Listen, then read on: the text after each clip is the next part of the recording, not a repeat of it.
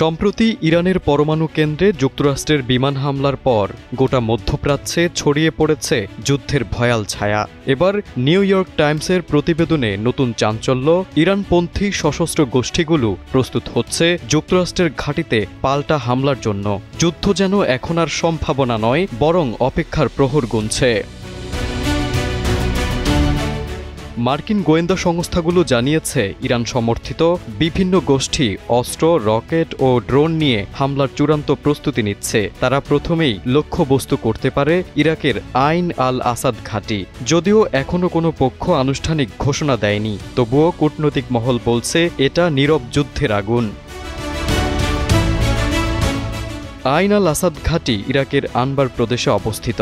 বহুদিন ধরেই যুক্তরাষ্ট্রের অন্যতম গুরুত্বপূর্ণ সামরিক ঘাঁটি হিসেবে ব্যবহৃত হয়ে আসছে। এখান থেকেই যুক্তরাষ্ট্র চালায় আঞ্চলিক অভিযান। ২০২০ সালে কাশেম সোলাইমানিকে হত্যার পর এই ঘাঁটিতেই ক্ষেপণাস্ত্র ছুড়েছিল ইরান। এবার আবার সেই ঘাঁটির চারপাশে যুদ্ধের গন্ধ।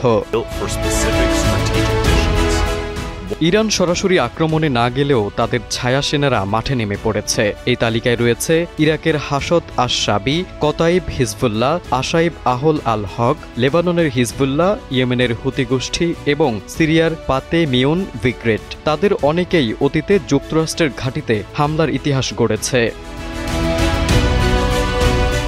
এই সমস্ত গোষ্ঠীর পেছনে রয়েছে ইরানের বিপ্লবী গার্ডের এলিট ইউনিট কুদুস ফোর্স। অর্থ, অস্ত্র আর প্রশিক্ষণ সবই তারা দিচ্ছে। হুতিরা ড্রোন ছুটছে, হিজবুল্লাহ ক্ষেপণাস্ত্র চালাচ্ছে, আর ইরাকি মিলিশিয়ারা তৈরি করছে রকেট লঞ্চার। সব কিছুই যেন ইঙ্গিত দিচ্ছে এক ভয়ঙ্কর সংঘর্ষ সামনে অপেক্ষা করছে।